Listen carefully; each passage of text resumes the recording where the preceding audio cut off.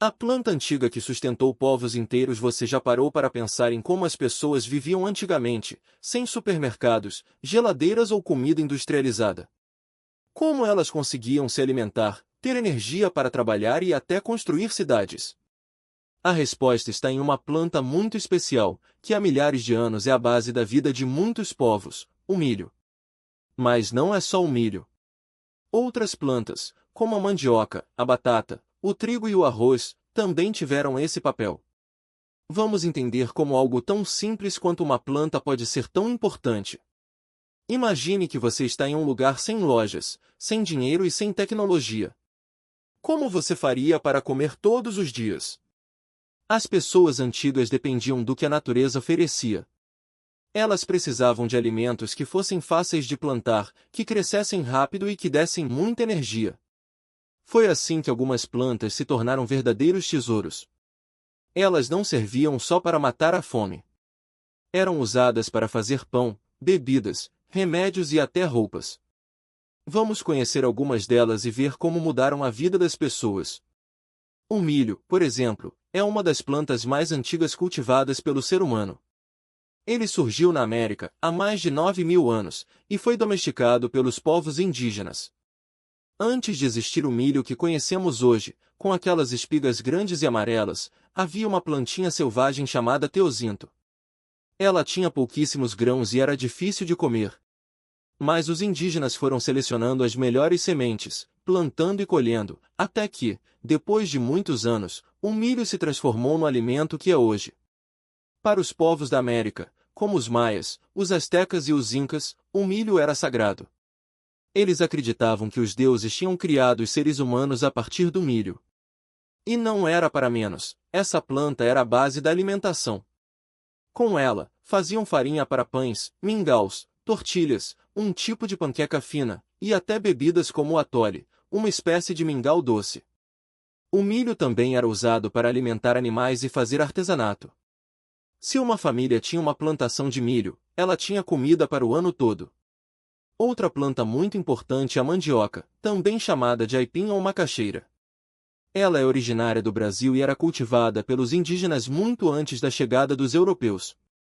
A mandioca é uma raiz que cresce debaixo da terra, como a batata. Ela é resistente, cresce em solos pobres e não precisa de muita água. Isso a tornava perfeita para os povos que viviam em regiões secas ou com pouca terra fértil. A mandioca era tão valiosa que os indígenas desenvolveram várias formas de prepará-la.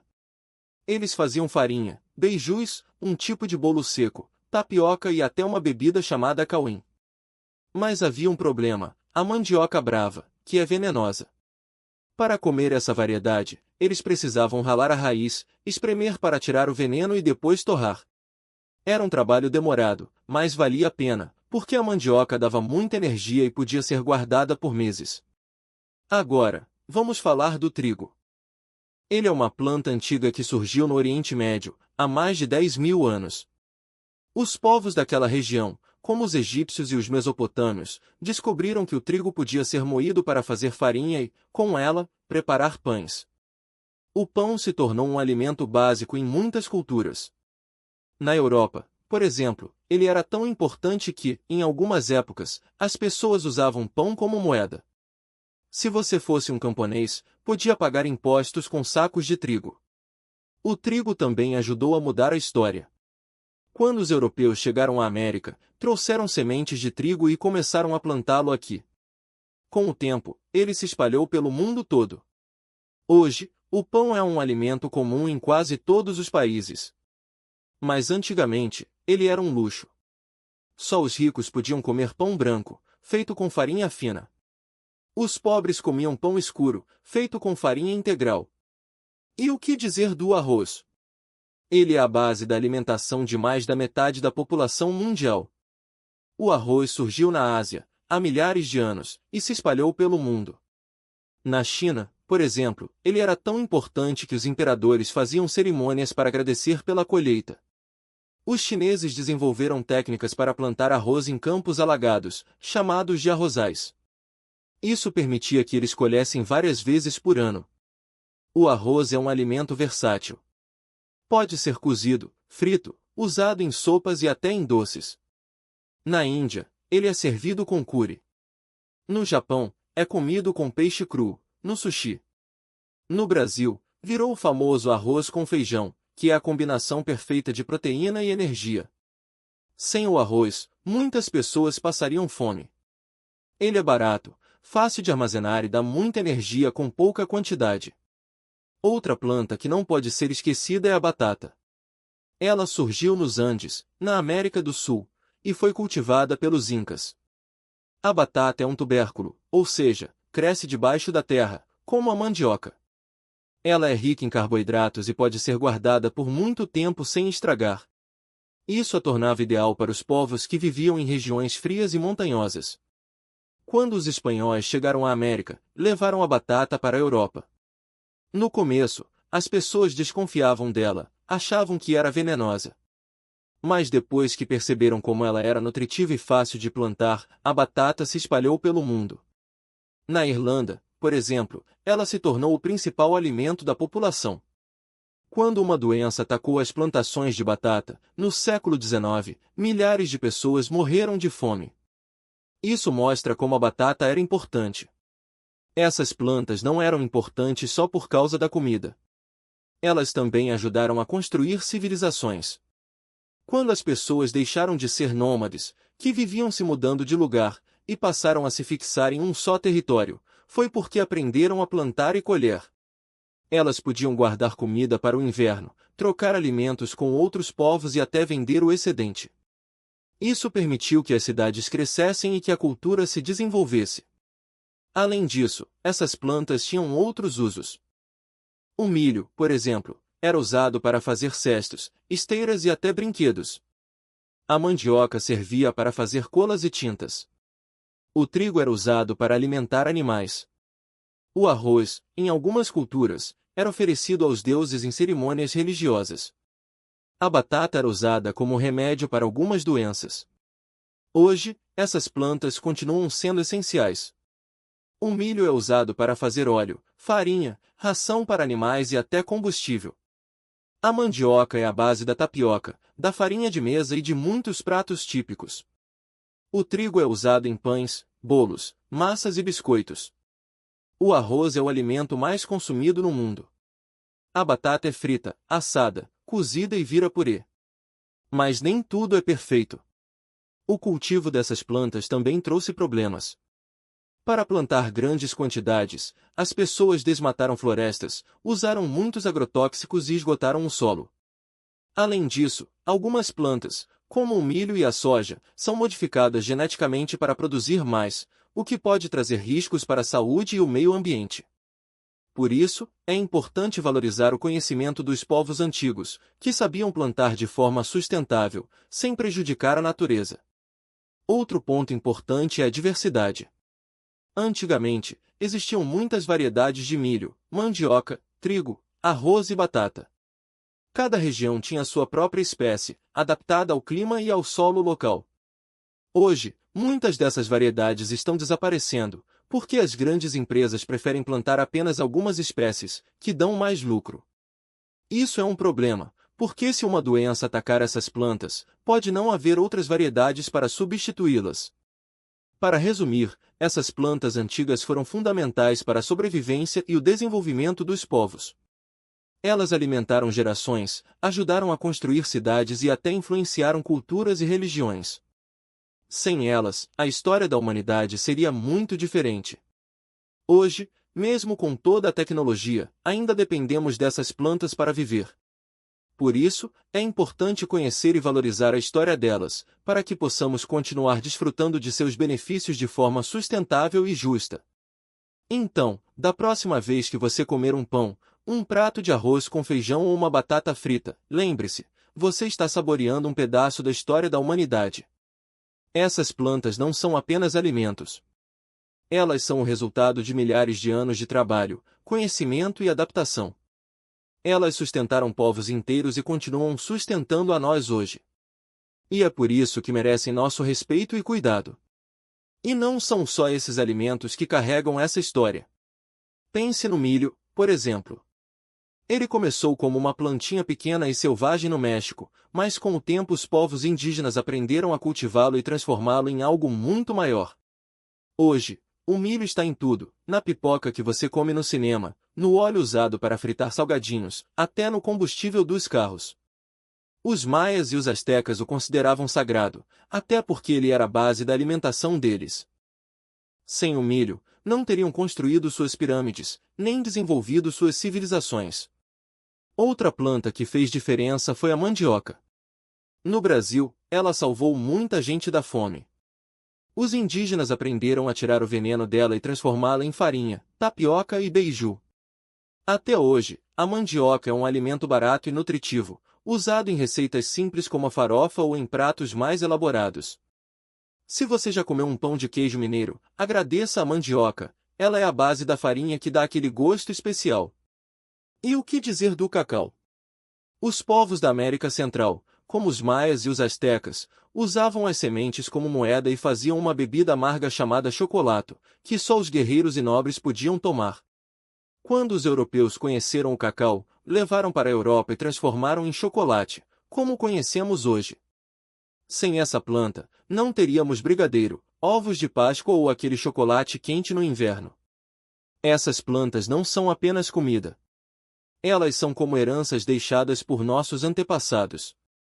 Cada grão, cada raiz, cada folha carrega o esforço de quem aprendeu a cultivá-las, a melhorá-las e a passá-las adiante.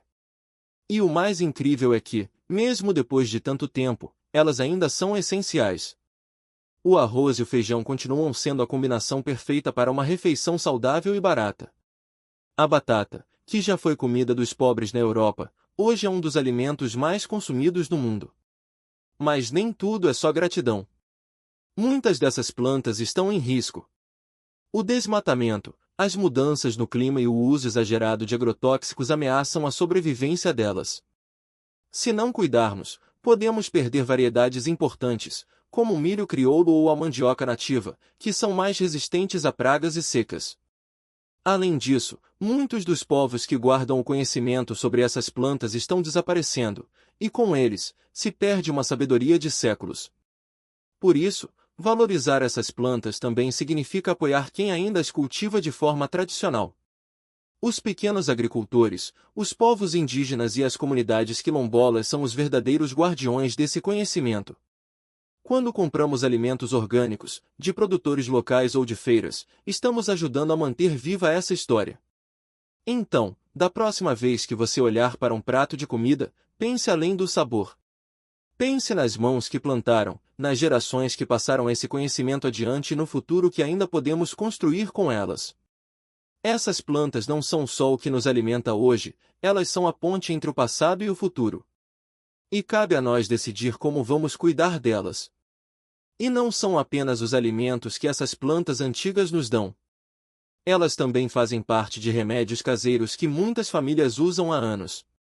Por exemplo, a babosa, que muita gente tem no quintal, é usada para tratar queimaduras e hidratar a pele. O boldo, que cresce fácil em vasos, ajuda na digestão depois de uma refeição pesada.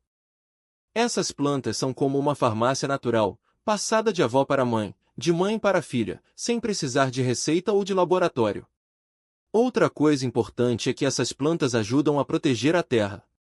Muitas delas crescem sem precisar de venenos ou adubos químicos, porque já estão adaptadas ao solo e ao clima da região. O milho crioulo, por exemplo, é plantado por comunidades indígenas e camponesas há séculos. Ele não precisa de sementes modificadas em laboratório e ainda ajuda a manter o solo saudável. Quando a gente apoia esses produtores, estamos também cuidando do meio ambiente. Mas não é só comprar esses alimentos que faz a diferença. Também podemos aprender com quem sabe. Muitas comunidades oferecem cursos, trocas de sementes e até oficinas para ensinar como plantar e usar essas plantas. É uma forma de manter viva a sabedoria de quem entende da terra. E quem sabe você não descobre que tem um pé de erva cidreira no quintal que pode virar um chá calmante, ou que a mandioca que sua avó plantava é a mesma que alimentou povos inteiros no passado. O mais legal é que essa história não precisa ficar só no passado. Com um pouco de atenção, podemos trazer essas plantas de volta para o nosso dia a dia. Que tal começar uma horta em casa com sementes tradicionais? Ou procurar uma feira de produtos orgânicos na sua cidade? Pequenas ações fazem uma grande diferença. Afinal, essas plantas não são apenas comida ou remédio, elas são parte de quem somos, de onde viemos e do que podemos deixar para as próximas gerações. E se a gente não cuidar delas, quem vai fazer isso? E não precisa ser nada complicado. Muitas dessas plantas antigas crescem fácil, até mesmo em vasos ou canteiros pequenos. A batata doce, por exemplo, é uma delas. Ela era cultivada pelos povos indígenas muito antes dos europeus chegarem aqui. Hoje, a gente acha normal comê-la assada ou frita, mas ela já foi um alimento essencial para comunidades inteiras, especialmente em épocas de seca, porque aguenta bem o solo pobre e não precisa de muitos cuidados. Se você plantar um pedaço dela na terra ou até num balde com água, em poucas semanas já brota. E o melhor, dá para comer as folhas também, que são ricas em ferro e vitaminas. Outra planta que parece simples, mas fez toda a diferença, é o milho. Os povos indígenas da América o domesticaram há milhares de anos, transformando uma plantinha selvagem no que conhecemos hoje. Ele não servia só para comer, as palhas eram usadas para fazer cestos, as espigas secas viraram brinquedos, e até o sabugo tinha utilidade, como acendedor de fogo. No Brasil, o milho está em pratos como a pamonha, a canjica e o curau, mas também é a base de alimentos sagrados para muitos povos, como o avati dos guaranis, que é o milho branco usado em rituais. Se você já comeu um milho cozido na espiga, está provando um pedaço dessa história. E não dá para falar dessas plantas sem mencionar o feijão. Ele era plantado junto com o milho e a abóbora em um sistema chamado Três Irmãs, usado por povos como os Incas e os Astecas. O milho crescia alto e servia de apoio para o feijão, que subia por ele. As folhas da abóbora cobriam o solo, mantendo a umidade e afastando ervas daninhas. Juntos, eles formavam uma refeição completa. O milho dava energia, o feijão fornecia proteína, e a abóbora, vitaminas. Hoje, a gente come feijão com arroz, mas essa combinação já era sagrada para muitos povos antigos. E o mais incrível é que qualquer um pode tentar plantar os três juntos no quintal, é só deixar espaço para cada um crescer do seu jeito. O legal dessas plantas é que elas não são só comida. Elas contam histórias de resistência.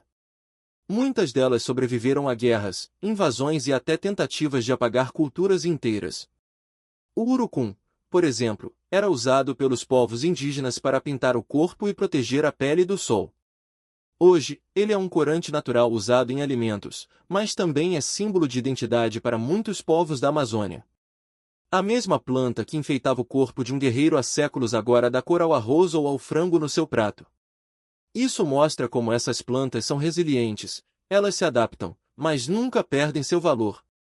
E se você acha que isso é coisa do passado, está enganado. Muitas comunidades ainda dependem dessas plantas para viver. No Nordeste, o umbu é uma fruta que alimenta famílias inteiras em tempos de seca. No Sul, o pinhão é colhido pelas comunidades tradicionais e vendido em feiras. No Norte, o açaí não é só uma moda fitness, ele sempre foi alimento básico para os ribeirinhos, que o colhiam para ter energia no dia a dia. Essas plantas não são relíquias, elas estão vivas, sendo usadas e preservadas por gente que entende seu valor. Então, da próxima vez que você ver uma mandioca, um pé de milho ou um feijãozinho brotando, lembre-se, você está olhando para algo que alimentou, curou e sustentou povos inteiros. E o mais bonito é que essa história ainda está sendo escrita. Se a gente aprender a valorizar essas plantas, a plantá-las e a usá-las com respeito, elas vão continuar fazendo parte da nossa vida, não só como comida, mas como herança. Que tal começar hoje? Pode ser plantando uma semente, experimentando uma receita antiga ou simplesmente conversando com alguém mais velho para saber quais plantas a família já usou. Cada pequena ação é um jeito de manter essa conexão viva. Afinal, cuidar dessas plantas é cuidar da gente mesmo.